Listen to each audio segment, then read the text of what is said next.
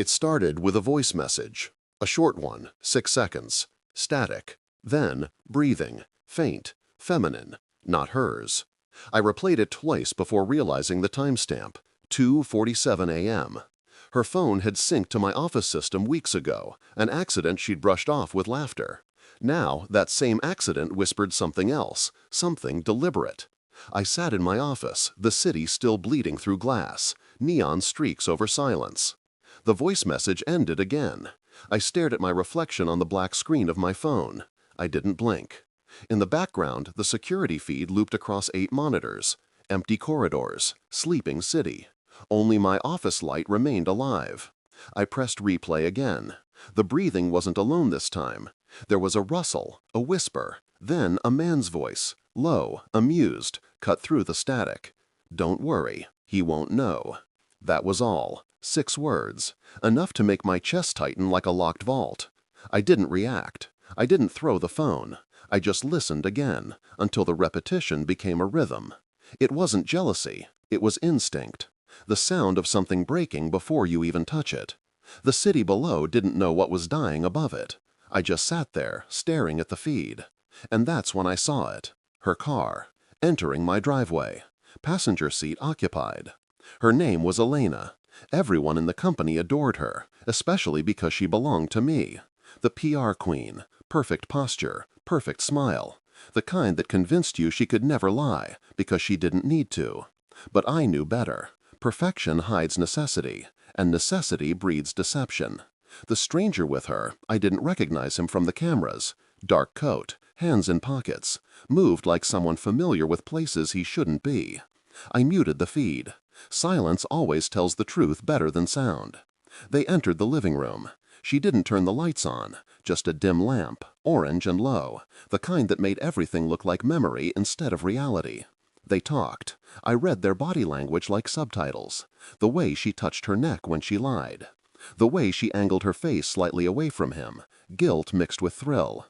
It was all there. Every truth begins in posture. I didn't go home, not yet. I watched for 42 minutes, enough to know this wasn't a first. When they left the frame, I switched off the monitors. My reflection returned. Same eyes, colder mouth. I poured a drink I didn't touch. The phone vibrated, a message from Mara, my personal assistant. She rarely messaged after hours. "Sir, we need to talk. It's about her." I didn't reply, not yet, because that message, coming from her, meant something had already crossed a line. Mara, the black girl everyone underestimated. Quiet, brilliant, too observant for her own safety. She'd been with me for 4 years. Loyal in a way that wasn't devotion, it was precision. If she was warning me, it wasn't out of emotion. It was because she'd already seen the knife behind the curtain. I called her the next morning. No greetings, just silence between us. "You saw it?" she asked.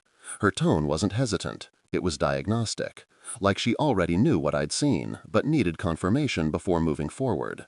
"Yes." "Then you need to know who he is." She didn't use his name, because she wanted me to ask, and I didn't. I waited. "He's from internal finance, under procurement, but he's not there for work. He's there because she put him there." I closed my eyes. The office was quiet. Every word she said landed like a slow drop of acid. "She's been accessing the company accounts under your clearance, quietly. Patterned withdrawals under marketing events. Around 200,000 spread over 9 months. I leaned back, stared at the ceiling. Silence pressed against my chest. "You're sure?" "I never speak if I'm not." That was Mara. Efficient truth. Cold mercy. I ended the call. Didn't thank her. She didn't expect it. Alina arrived at the office an hour later. Sunlight in a white dress, perfume trailing like innocence. She smiled at me, like nothing had happened. And that smile, that was the cruelest part. She still believed I didn't know. She still believed she could charm the silence. That afternoon, I had security reroute the internal audit to my private server. No one knew, not even her. Over the next 2 days, the numbers bled truth. Account transfers, shell accounts, linked to a company name that didn't exist 6 months ago. A name registered under the stranger from my driveway. He wasn't a lover. He was a partner. And she wasn't just cheating on me. She was laundering my empire from within. I didn't feel rage, just alignment. The moment everything finally made sense. Thursday night. The board meeting ended late. Alina waited outside my office, pretending concern. "You look tired," she said softly. "You'd been distant lately." I watched her face like a mirror I'd already cracked. Her voice trembled, just enough to sound sincere. "I've been thinking," I said. "About what?" "About how easily people can lie when they want to feel important." Her eyes froze. That's when she knew. Not everything, just enough to make her pulse quicken. I handed her a folder. She didn't open it right away. Her fingers shook when she did. Inside, copies of transfers, screenshots, voice logs, and a still frame from my security feed, her standing with the man in the living room. "Who is he?" I asked. She looked up slowly, eyes wide, mouth half open. But she said nothing, because there was nothing to say. "If you lie now," I said quietly, "it will be the last time you ever do." She dropped the folder. Pages scattered like confession notes. Tears came, quick, theatrical, useless. "It's not what it looks like." That line, always that line. I almost smiled. Almost. "Then tell me what it is." Her lips trembled. Her voice cracked between truth and invention. "He said he could help us, that we could start something of our own. You're always in control, and I wanted your own kingdom." Silence. The kind that ends all explanations. I stood, walked around her.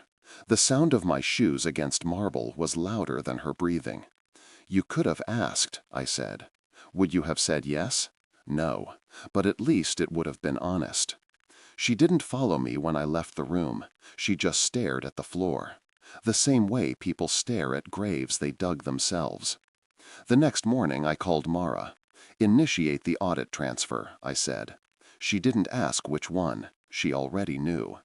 By noon, the company's board received an anonymous report. Every detail of the embezzlement traced directly to Elena's alias and her associate. Not a single mention of me. Every trail led to her. She arrived at the office the next day in panic, mascara trembling, trying to fix what couldn't be undone. I watched her from the upper glass corridor. The way she pleaded with accounting. The way her charm cracked. Her kingdom collapsing in slow motion. By evening, security escorted her out. No scene, no shouting, just the sound of her heels against marble, the final rhythm of denial. She looked up once, searching for me in the glass reflection above. I didn't move, didn't blink, just watched her disappear from the frame. Mara entered quietly behind me. Her reflection aligned beside mine. "You did what you had to," she said. "No," I said. "I did what she taught me to." Mara didn't respond. She just nodded, the kind of understanding that doesn't need sympathy. Later that night, I received one last message from Elena, a voice note, longer than the first one. "You ruined me. I just wanted something that was mine. You never let me breathe." I replayed it once, twice, then deleted it. Silence returned. Clean, absolute. A week later, her name vanished from the system, her photos from my home, her perfume from the air. But the silence stayed. Sometimes that's all betrayal leaves behind. Silence that remembers what you refuse to. Mara came by my office one evening. She stood by the window, the city reflected across her dark eyes. "She'll come back," she said quietly. "They always do, when they finally understand what they lost." And what did she lose? A man who knew her better than she ever wanted to be known. I didn't answer, because maybe that wasn't a loss. Maybe that was mercy. The city lights flickered. A siren in the distance bled through the glass. And I realized peace doesn't come when things end. It comes when you stop needing to know why they began. I turned off the monitors. The office went dark. The silence grew heavier, almost comforting. And for the first time in weeks, I smiled, quietly, as the truth settled like ash. She didn't just bring a stranger home. She invited the mirror in. The silent black chapter. Every betrayal begins with trust.